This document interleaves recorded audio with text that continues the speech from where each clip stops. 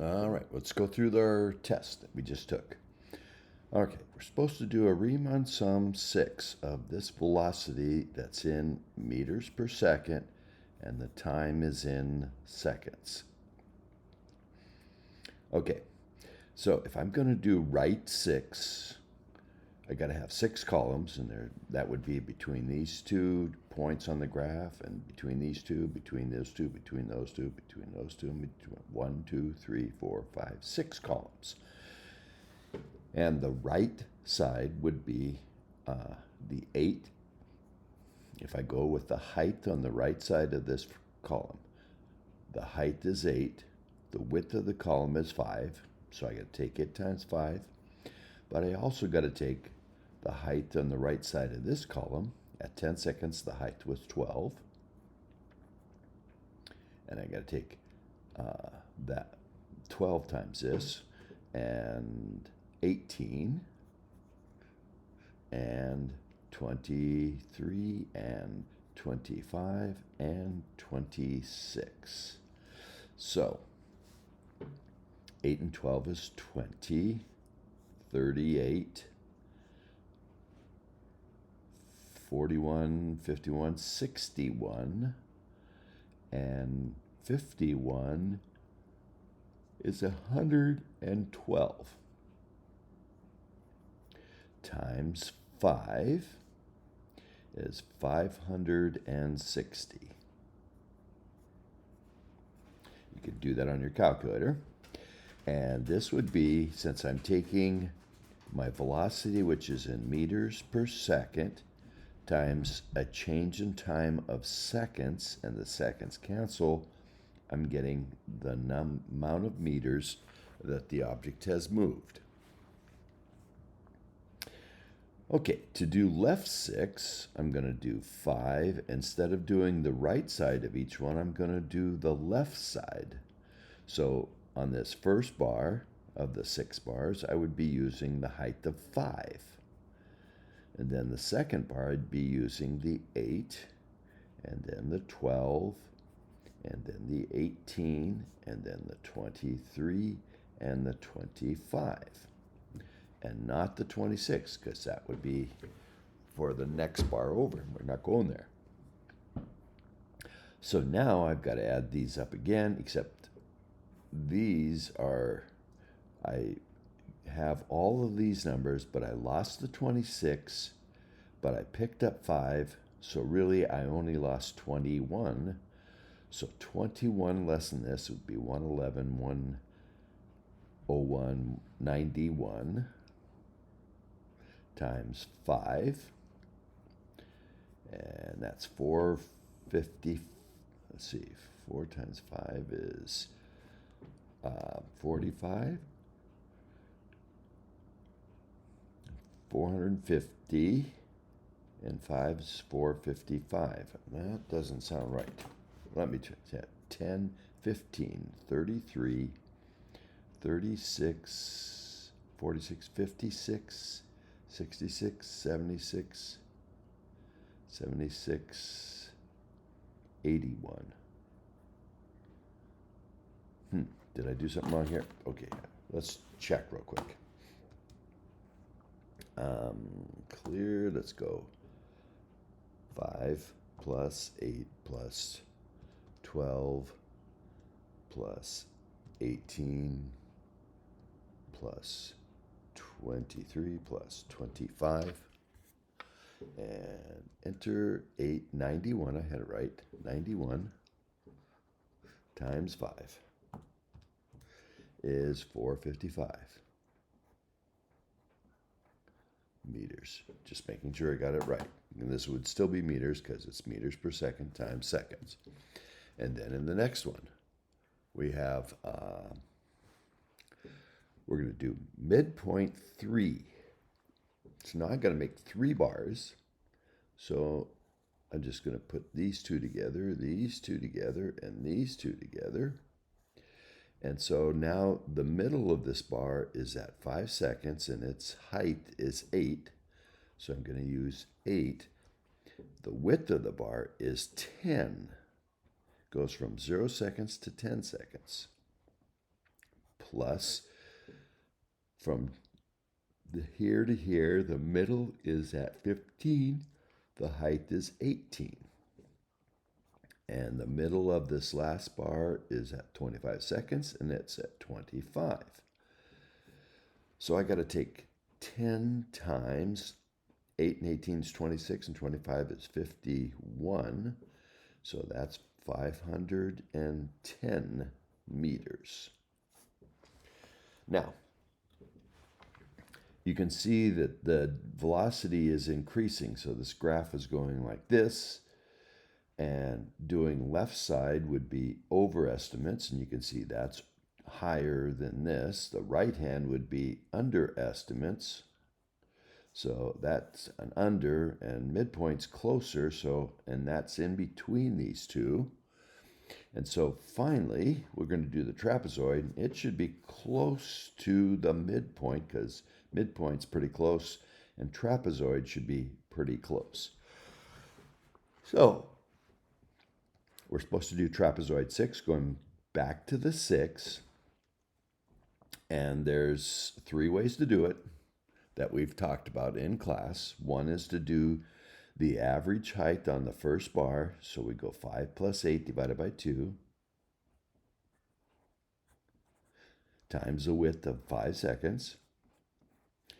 Plus, we can do 8 plus 12 divided by 2 plus 12 plus 18 divided by 2 plus 18 plus 23 divided by 2 plus 23 plus 25 divided by 2 plus 25 plus 26 divided by 2. All right. Now, this, and I can work all these numbers out, but I could also see that I've got 5 divided by 2, 2.5, plus half of 8 plus half of 8, that's 8.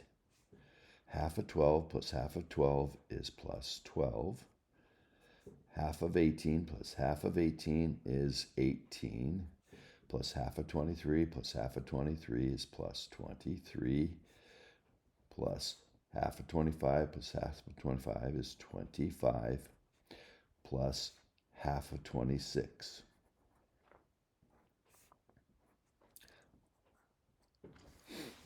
So, let's just work that out.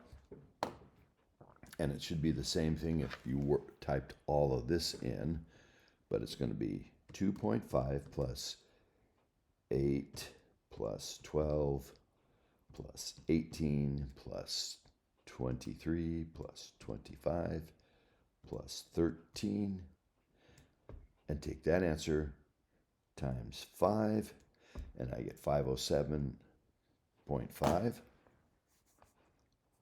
507.5 meters. Again, we're trying to find the meters by taking meters per second times seconds. Now, I could also have done it by the trapezoid is simply the average of the left and right. So I could have gone 560 plus 455 divided by 2. So that would be 560 plus 455 divided by 2, and I get the 507.5. Same number. So 3 ways to do it. The longest, the less long, and if you have these two, that way. Number 2. Determine the low value. So where you want to make boxes underneath the curve, either doing the right 5 or the left 5, well, to be underneath, we're going to go, the top of the box will be on the left side. So we're going to do left 5. And we need to do 5 bars from 1.5. If that's 3, this is 1.5 to 9. And there's 1, 2, 3, 4, 5 spaces, so we can just do them right on the lines. So each bar would be 1.5 wide. And I will read the heights of these off the graph. This is, if this is 2, halfway up is about 1.91, something like that. I'll just use 1 plus. The next bar looks like it's close to 2. You might have called it 2.1, but it's about 2. And the next bar looks like it's up about there, which is 4, 5, 6, 7-ish. Plus the next bar, hopefully this computer keeps wanting to shut down on me. Okay. So this one was 7.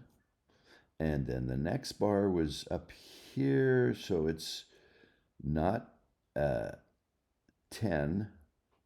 It's more than 11, less than 12, so maybe 11.5 or something like that. And the last bar there looks like it's pretty much in the middle, which would be 13. So 1 plus 2 plus 3, 1 plus 2 plus 7 is 10, 21.5 plus 13. Yeah, I got a 121 in there.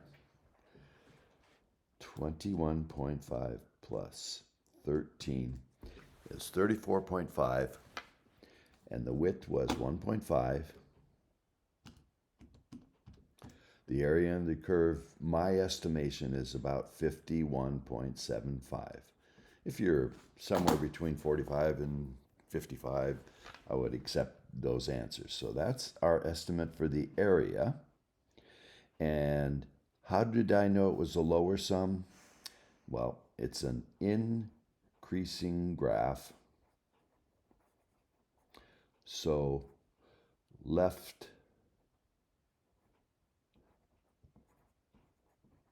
side heights of boxes or columns would be lower. Okay.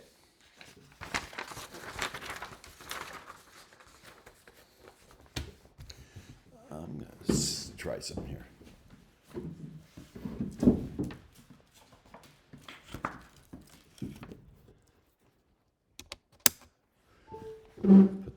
Plug my computer in, see if that one will keep it from trying to shut down. Okay. Now, depth of water in a can sitting out in the rain is given by capital F, where F is in centimeters and T is in hours after 8 a.m. So the derivative of that is this. So that would be how fast the depth is changing, little f of t. So this says 2 hours after 8 a.m., which means 10 a.m., there's 0.4 centimeters in the can. At 8 hours after 8 a.m., that's 1600, or 4 p.m., there's 1.4 centimeters. Must be raining. And at 12 hours after 8 a.m., which would be 8 p.m., there's 2.3 centimeters. This is saying the area under the change graph is 0.3, which means between 8 hours after and 10 hours after, the amount of water that changed in a can was 0.3. So it went up 0.3 centimeters from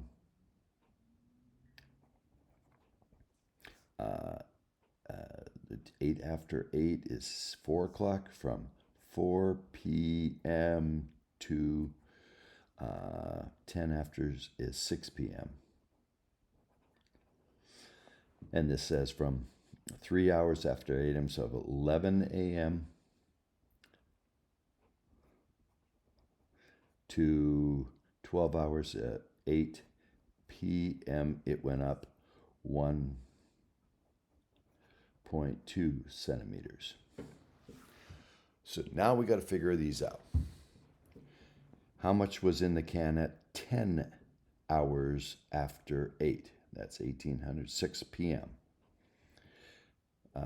10 is not there, not there, not there. Oh, from 8 to 10, it went up 0.3, and at 8, it was 1.4. So it would be 1.4 plus 0.3, which is 1.7 centimeters at F of 10 is 6 p.m.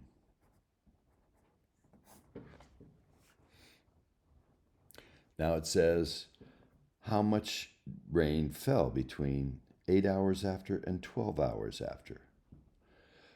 So here's 8 hours, 1.4, 12 hours after, it's 2.3, so that went up 2.3 minus 1.4 went up 0.9 centimeters increase in water between, 8 hours after is 1600, 4 o'clock, 4 p.m.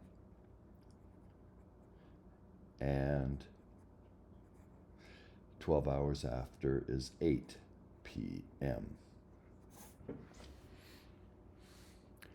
How much water was there at 3 hours after, or at 11 a.m.? 3 hours after 8 a.m. is 11. Well, we get a 3 to 12 went up this much. This is how much it went up. And at 12, there was 2.3. So we'd have to back that out. We'd have to go 2.3 minus how much it went up, which was 1.2, which means there was 1.1 centimeters of water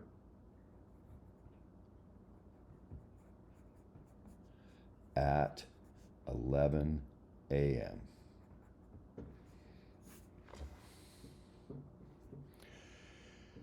And so this is how much water increased between 2 hours after and 10 hours after, or between 10 a.m. and 6 p.m. This is how much it went up, and this is divided by the number of hours, so we're going to get how much it goes up per hour. Change in the amount of height of water divided by the number of hours is going to get a rate of change between 10 a.m. and 6 p.m.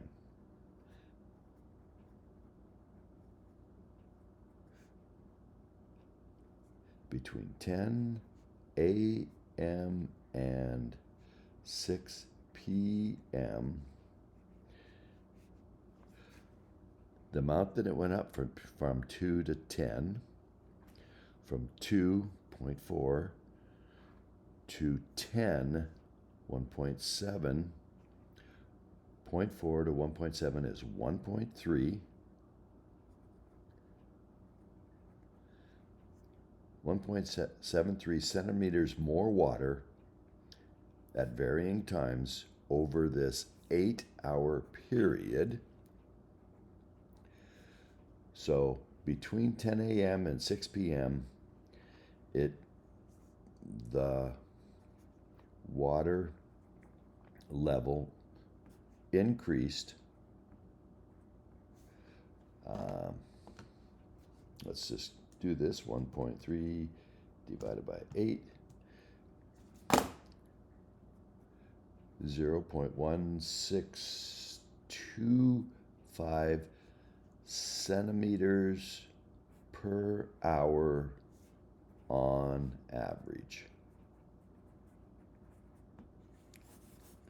Average is important. It doesn't do this every hour, but on average it did it. We can tell from these other numbers that it went up faster at some times and slower at other times. So that's on average. Okay, this odd and even function one. So we have an odd function, which means that whatever it is on this side, it's the negative on this side over a similar interval. So from 1 to 4, or -4 to 0, this is a smaller interval. So I'm going to go from 1 to 4. The area is -5. Now, doesn't mean it's always -5. It could be some positive, whatever, but the total is -5. So I'm just going to make it say, in general, it's -5 there. Which tells me, since this is an odd function, that from -4 to -1, the area is +5. Now it says from -4 to 0, -4 to 0 is -2. The total area on this side is -2, but we have +5. To get a total of -2, there must be -7. -7 plus 5 would be -2. So if that's -7, over here it's got to be +7. And now I have the information to do the problem. How much area is there between 0 and 1? 0 to 1 is +7. From -1 to 1, if you go from the negative side to the positive side, same amount on any odd function, it will be 0. Even functions not, but odd functions, they're opposite on either side. So if you go even amounts, if I went from -4 to 4, it would be 0. And then finally, from 1 to -4, 1 to -4 is backwards. If I went from -4 to 1, these would cancel and I'd have +5. But this is going backwards, so I'm going to get -5.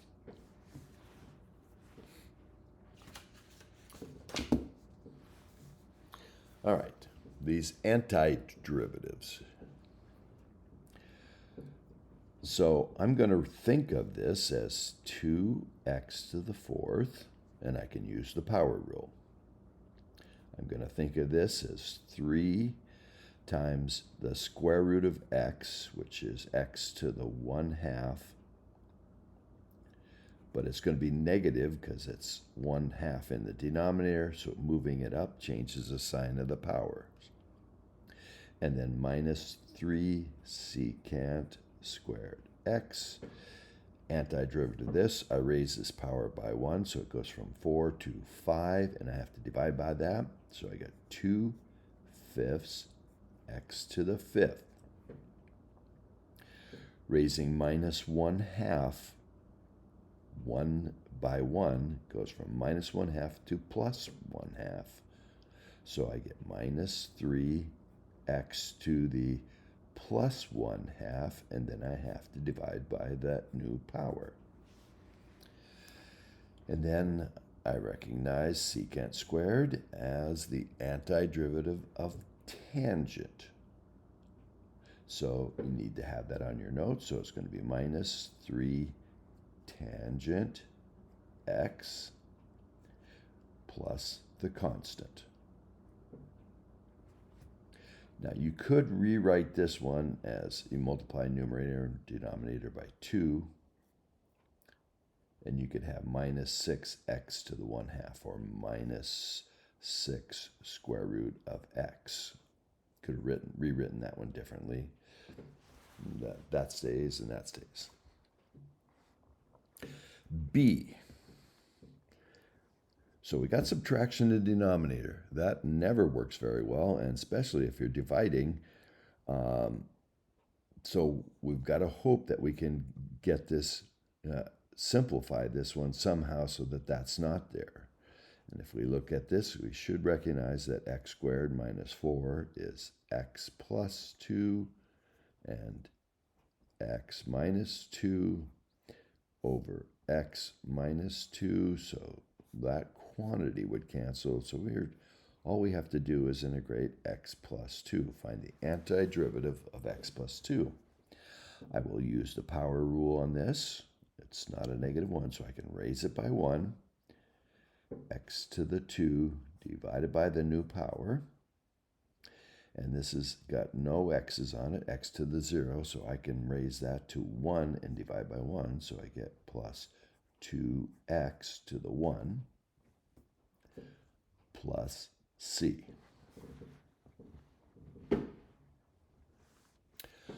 4.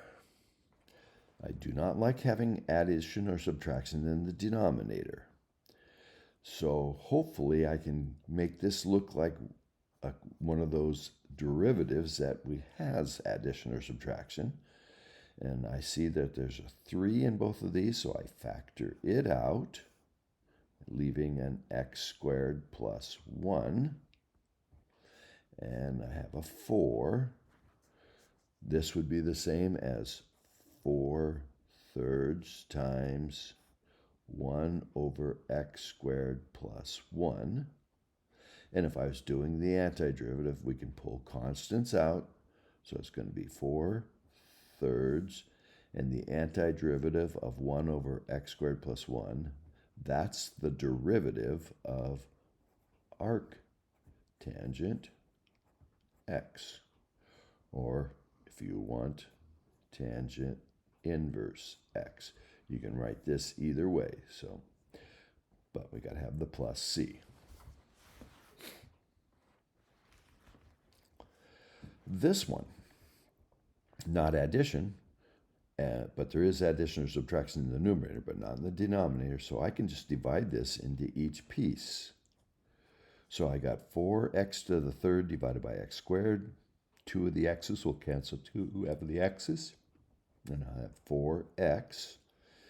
And then I'll have minus 5 over x squared, or minus 5x to the minus 2, bringing this up to the numerator of this second fraction, changing its sign. Now, I just rewrote this. I haven't done the antiderivative, so now I got to do the antiderivative. And now I can use the power rule. This has got 1 for the power.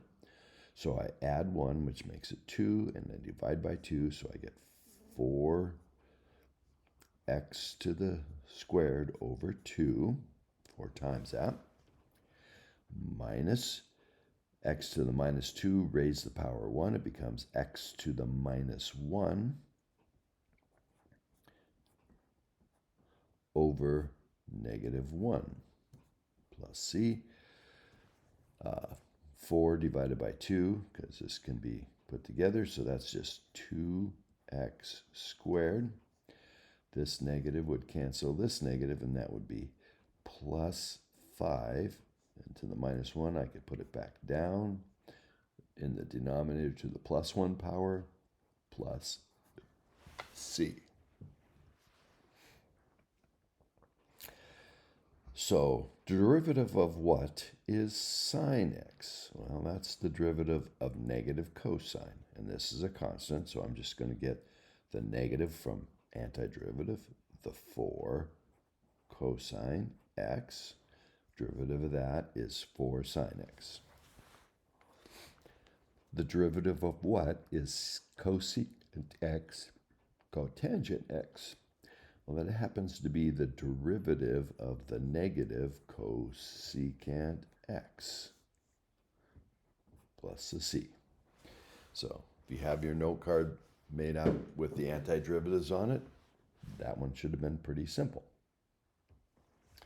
All right, now we've got to evaluate these exactly, which means we're not going to do decimal approximations.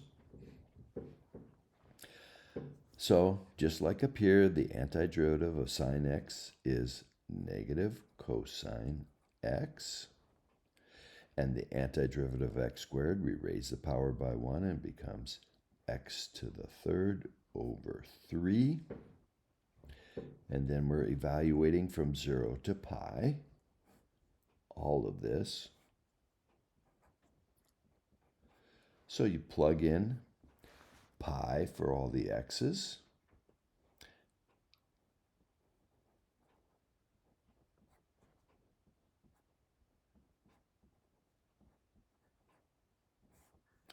And then you subtract from that, and I really recommend that you write minus and put the parentheses before you even do anything, and then put in 0.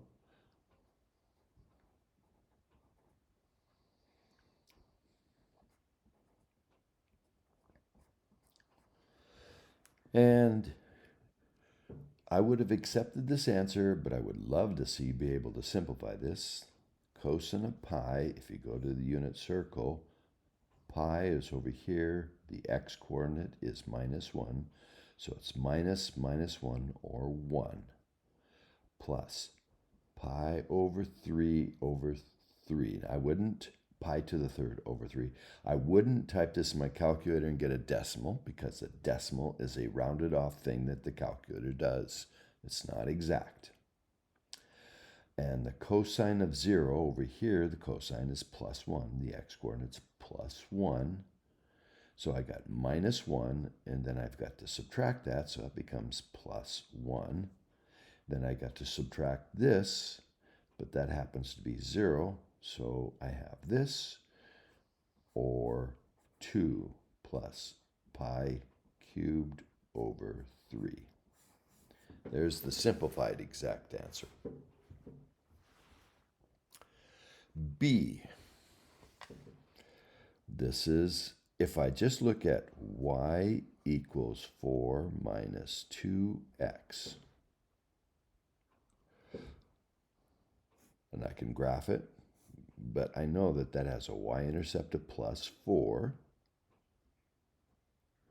and a slope of -2 for 1. So it hits at 2 and at 4. 4 on the y-axis, 2 on the x-axis. That's what this would look like. The absolute value would take this part that's going down and flip it up to here. So I should do the antiderivative from 0 to 2, where the area is positive. The absolute value, I want to do the positive area of 4 minus 2x. And then I want to do this area and make it positive.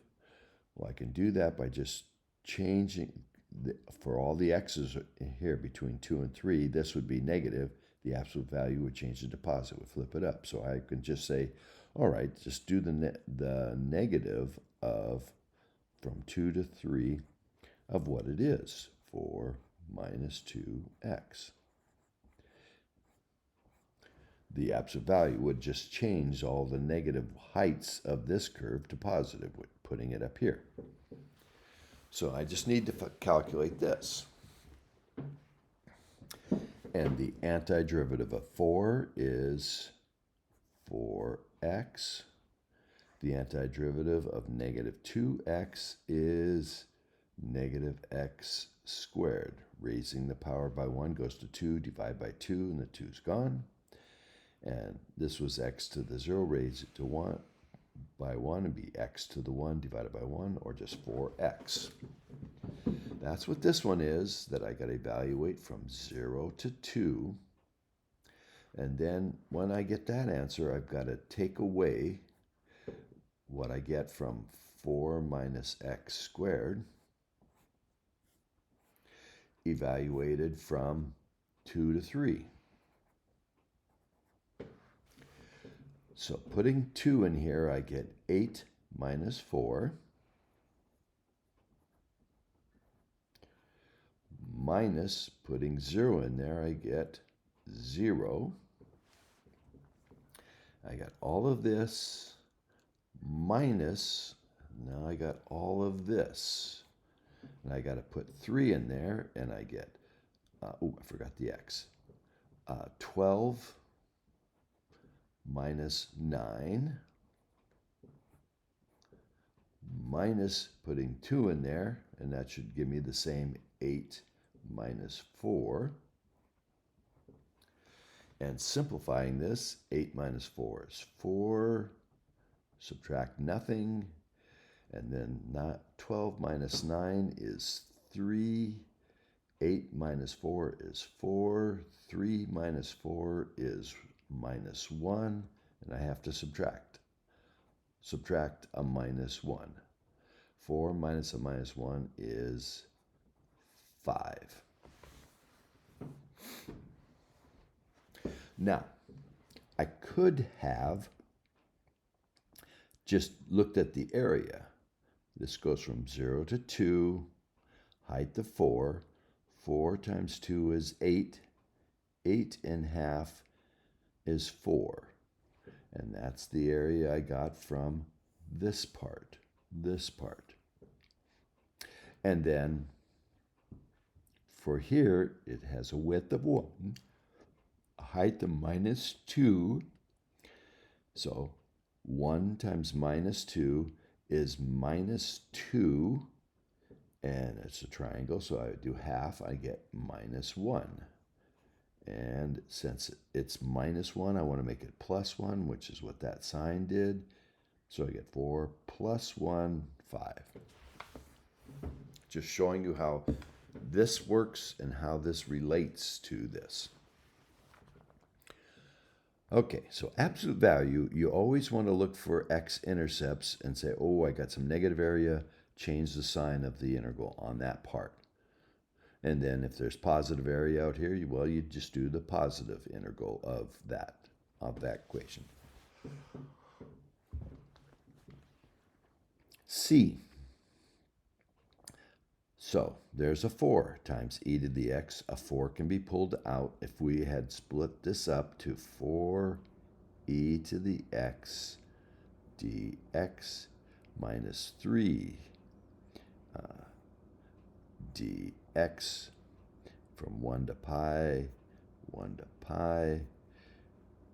and we pull the 4 out of the integral because it's a constant times it. Then I just have to integrate e to the x. The derivative of e to the x is e to the x, so the antiderivative is just 4e to the x. And the antiderivative of negative 3 is negative 3x. And I have to evaluate this from 1 to pi and this from 1 to pi, so I can just do the whole thing from 1 to pi. And I put the end in first minus the beginning. So if I put pi in there, I get 4e to the pi. That's a irrational number. That's irrational. This is a really messy irrational number, so we're going to leave it to be exact. Minus 3 pi. So I'm going to leave that. That's putting pi into this. Minus, and I really recommend putting minus and put the parentheses because you got to subtract both parts. Putting 1 in here there, I get 4e to the 1, which is just e, minus 3 times 1, which is 3. Now, that doesn't really simplify, that doesn't really simplify, that doesn't, and that doesn't. And we don't want to go to calculators because I want exact, so I would leave my answer like that, or 4e to the pi minus 3 pi minus 4e minus a minus plus 3. Okay. Last page. So we have the derivative is this, and so we got to find the antiderivative. So antiderivative of 4x is raise the power by 1, so it's 1, so we go to 4x squared over 2 minus raise the power by 1, so it's x to the 4th over 4 plus c. That's what the antiderivative is. Remember, we talked about if that's the little letter is the derivative, then the capital letter is the antiderivative. Or the derivative of this should be this. Well, this says there's a lot of places, whatever this looks like, it could be in a lot of places up or down on the graph. But it has to go through the point 1, 5. When x is 1, the y is 5. So I'm going to go to this. I'm going to simplify it first. I'm going to say 4 divided by 2. That's 2x squared minus 1/4 x to the 4th plus c. That's what f of x is. And I'm going to put in 1 for the x's. And I get 2 minus 1/4 plus c. But this is telling me that should be 5. This basically locates how high up or down the graph has to be. So we can figure out the c. So I add a quarter and I get 5 1/4 equals 2 plus c. Subtract 2 and I get c equals 3 1/4. So now I can finish writing f of x. It's 2x squared minus 1/4 x to the 4th plus 3 1/4. No c left because this forces it to be at a certain place going up or down. 8. Each square is 2 wide, 3 high, so there it's worth 6. So I could just count squares, or I could do some arithmetic on it. And again, I'm not looking for absolute perfect. I'm looking for, do you understand what's going on here? Now, if the velocity is positive, it's moving to the right. Well, here the velocity in meters per second is negative, so it's going to the left. It's still going to the left. And then it's going to the right. Determine the position relative to the starting position after 16 seconds. 2, 4, 6, 8, 10, 12, 14. This is 16. So we need to know, to get the position, we need the total area, thinking this is positive area and this is minus area.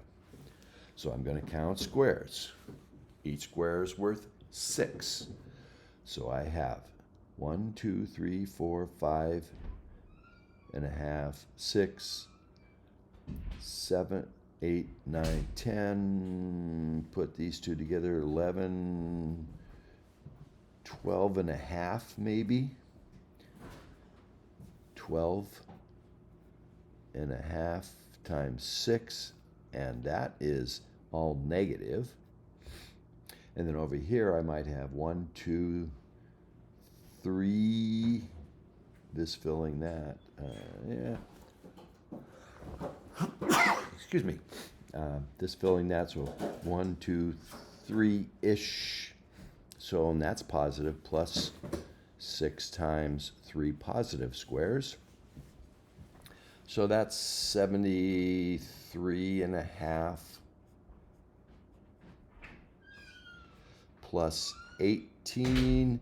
So that would go to 8 off of that would be 65, 55.5. which means it's 55.5 meters, meters to the left of the starting position. Now, you have 45 to 65, somewhere in there, I would have accepted that. You could have done a trapezoid here saying this is 9 and this is 6. Average to 6 and 9 is 7.5 times 2, 4, 6. 7.5 times 6. Let's do that.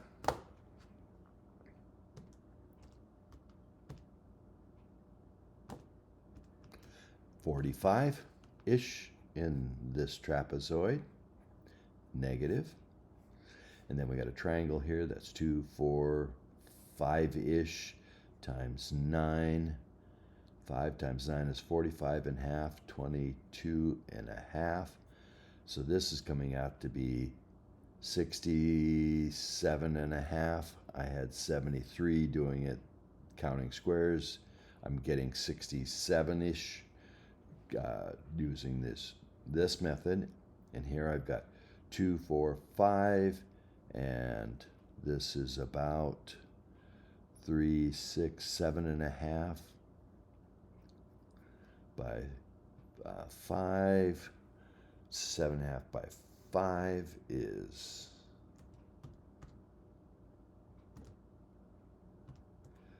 37.5. Over here I had, in half, divided by 2. So that's 18.75. I had 18, so I'm going to get less doing this method than I had, but that's the idea. Total distance. Well, now that I have these, I can just add them up. I make these positive. That was negative, and that's positive. So I can just add them all up, or just add all these up. So that would 18 onto this would be 81, 91, 101.5. 101.5 meters using this method. 45, 22.5, 18.25, I'll do this, 18.75 for this one, plus 22.5 plus 45, and get 86.25.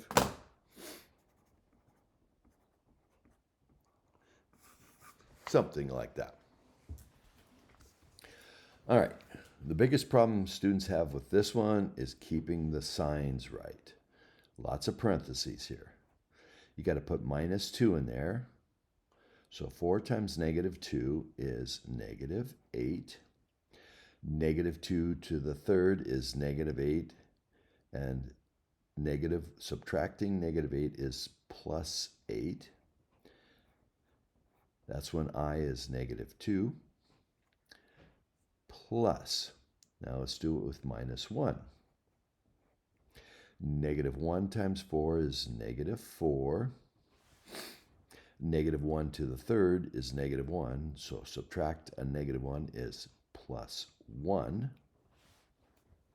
When I put in 0, I get 0 for both of them.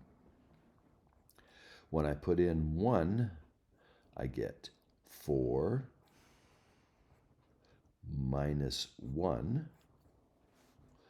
And then when I put in 2, I get 8 minus 8. And when I put in 3, I get 12 minus 27.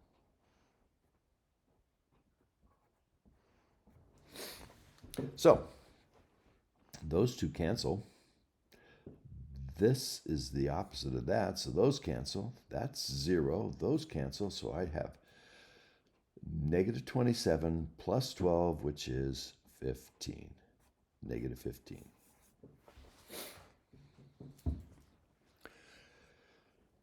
All right. If you look at this, 8 goes to 16, it's just doubled. Now, one thing those of you who have trouble with it, I recommend you just write what's going on here. Well, I got 8 for the first one. Then I have 8 times 2. And then I have, that's 16.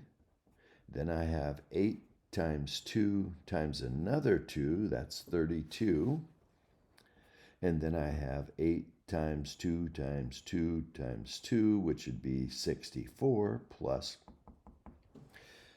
well, I'll keep going here. So this would be 64. No, yeah, 8 times 8 is 64.